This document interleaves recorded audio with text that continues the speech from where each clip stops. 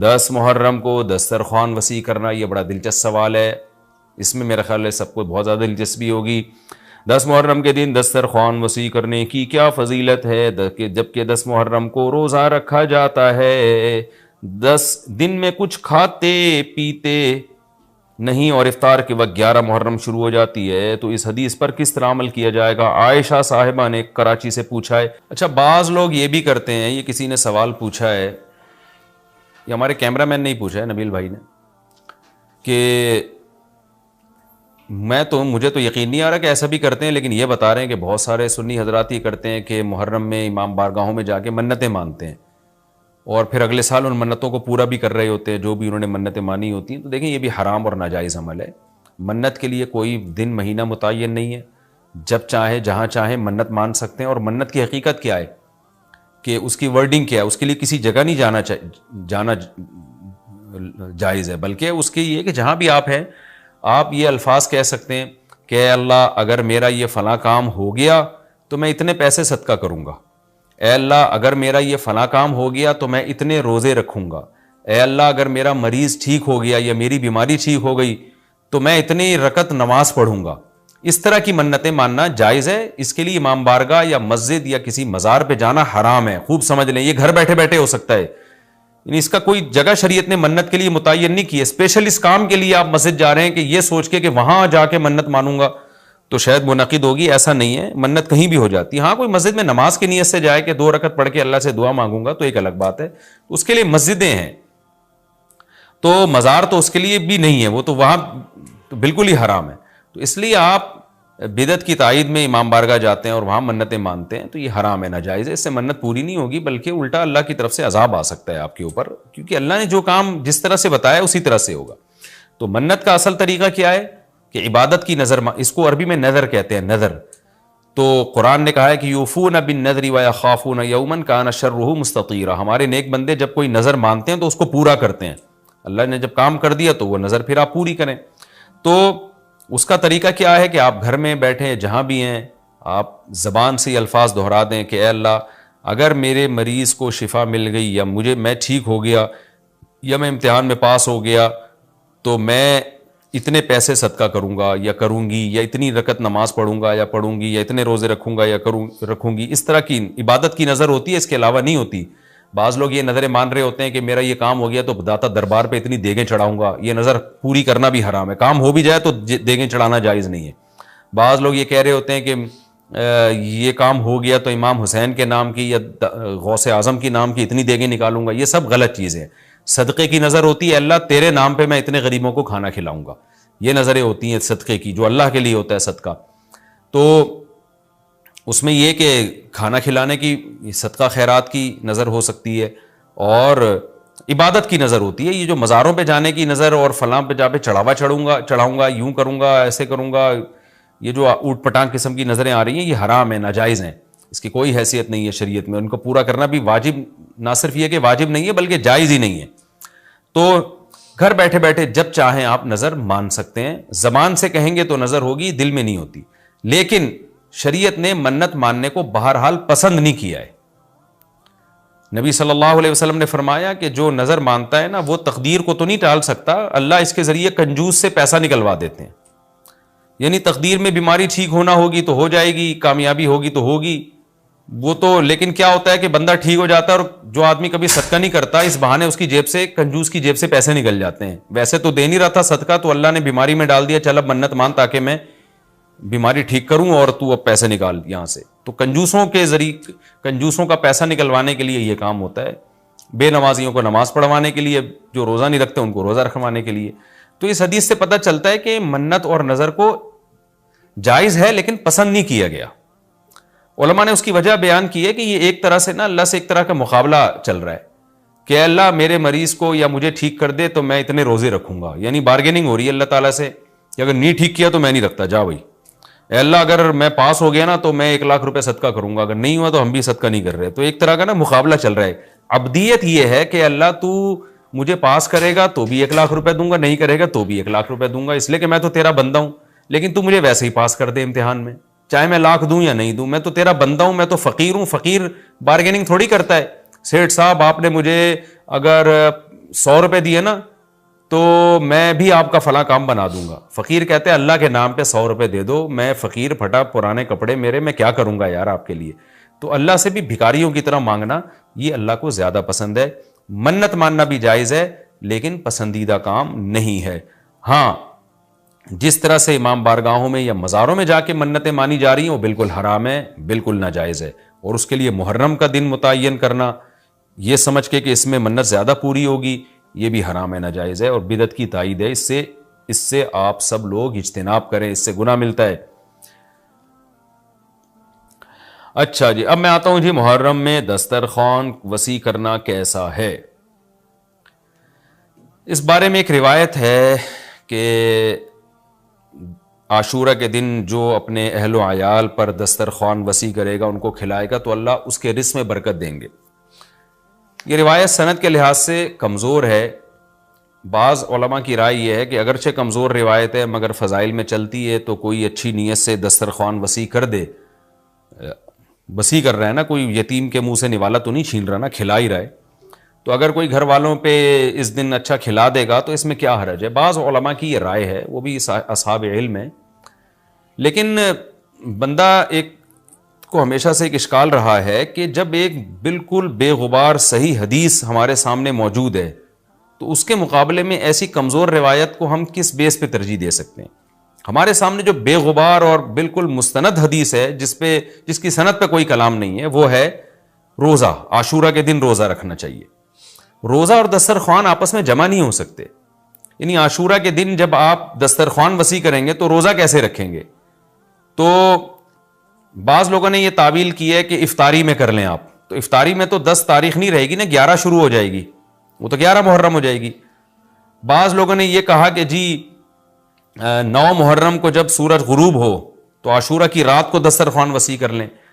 تو حدیث کے ظاہر سے تو عاشورہ کا دن معلوم ہوتا ہے کہ جب عاشورہ والا دن شروع ہو چکا ہو, یعنی صبح صادق کے بعد. یعنی حدیث میں تکلفات کرنے پڑ رہے ہیں, اس کی تعویلات کرنی پڑ رہی ہیں.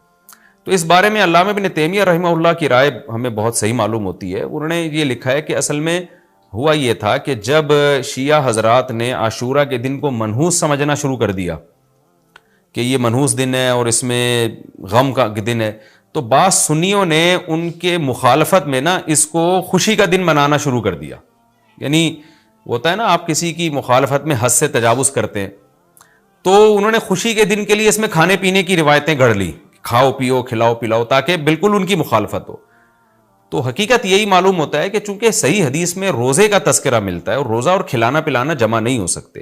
اگر یہ جو دوسری عاشورہ کے میں کھانا کھلانے والی حدیث بھی بالکل بے غبار اور مستند ہوتی نا, تو ہم دونوں کو جمع کر کے تعویلات کر لیتے کہ جی افطار میں کھلا دو اور سارا دن روزہ رکھو, یا نابالغ بچوں کو دن میں کھلا دو اور بڑوں کو روزہ رکھوا دو. تو ہم تعویلات کرتے اگر یہ اسی ٹکر کی حدیث ہوتی. لیکن یہ کمزور حدیث ہے, تو اس کو اتنی صحیح مستند روایت کے مقابلے میں ہم کیسے لا سکتے ہیں. تو وہ ابن تیمیہ رحمہ اللہ کی بات کافی معقول معلوم ہوتی ہے کہ بعض شامی لوگوں نے یہ روایت کو گڑھا ہے صرف شیعہ لوگوں کی دشمنی اور مخالفت میں, کہ اس کو خوشی کا دن, تو عاشورہ کا دن تو نہ غم کا دن ہے نہ خوشی کا دن ہے, عبادت کا مقدس دن ضرور ہے, تو برکت کا دن ضرور ہے. تو اس لیے اس میں صحیح بات یہی معلوم ہوتی ہے کہ یہ کھلانا پلانا والا جو روایت ہے یہ ہمیں صحیح معلوم نہیں ہوتی.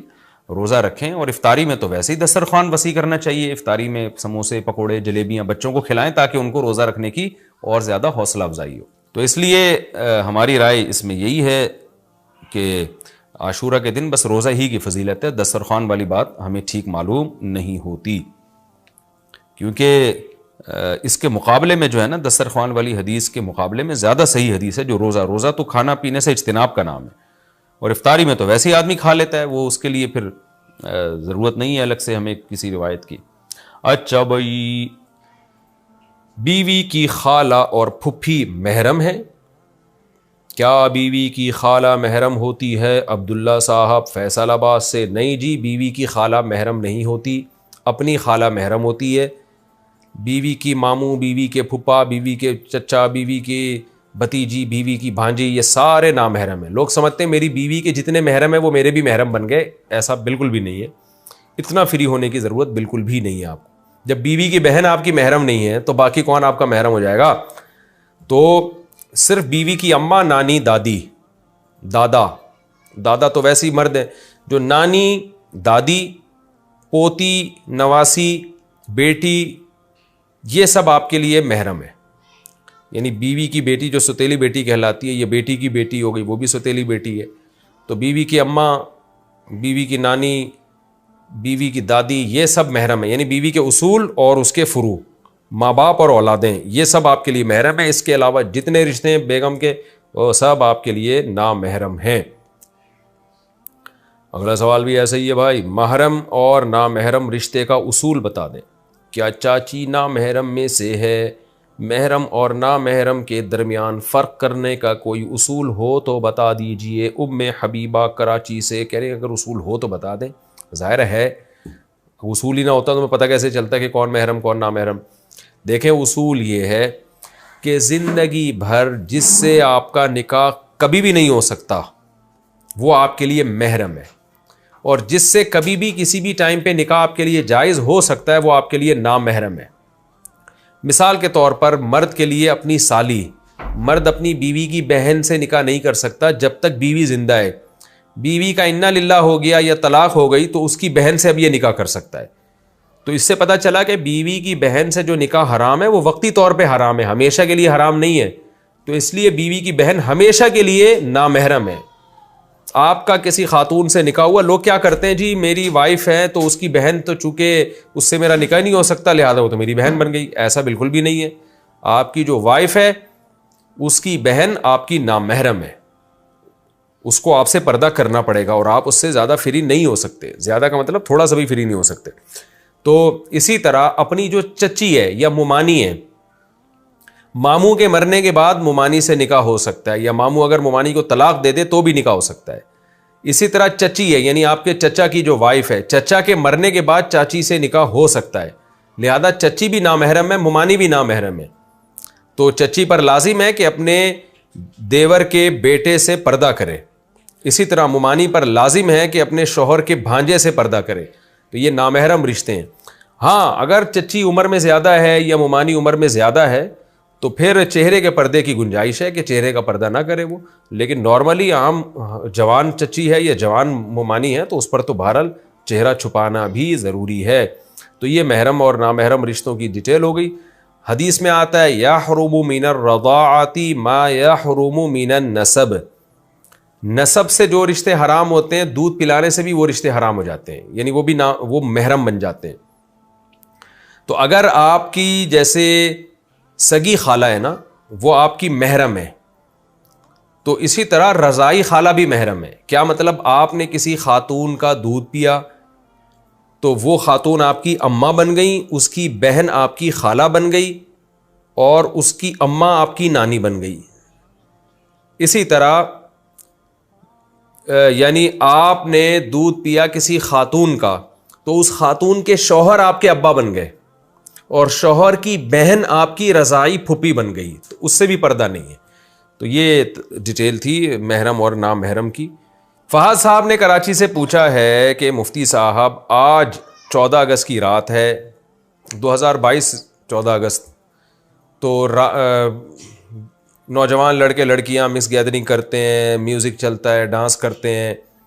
یہ تو ان کا سوال ہے لیکن میں اپنی طرف سے بھی ایڈ کر دیتا ہوں. اس میں فائرنگ ہوتی ہے اور خوب ہلہ گلہ ہوتا ہے. تو آج بھی 12 بجے یہی کچھ ہوگا ہمارے ہاں. ادھر سخی حسن کی چورنگی پوری بلاک ہو جاتی ہے، پولیس والے آتے ہیں ڈنڈے مار رہے ہوتے ہیں پبلک کو. تو یہ سب کیا ہے؟ دیکھیں 14 اگست ہمارے لیے خوشی کا دن ہے اس طور پر کہ ہمارا ملک آزاد ہوا تھا. تو اگر کوئی اس کو سیلیبریٹ کرتا ہے، اس کو خوشی مناتا ہے، یعنی آٹومیٹیکلی ایک چیز ہے تو اس میں کوئی حرج نہیں ہے. اچھا اس پہ لوگ 12 ربیع الاول کو بھی قیاس کرتے ہیں کہ جب 14 اگست کو خوشی منانا جائز ہے تو 12 ربیع الاول کو کیوں جائز نہیں ہے. دیکھیں نبی صلی اللہ علیہ وسلم کی پیدائش کے دن خوشی منانا یہ اس کا تعلق مذہب سے ہے، مذہب سے براہ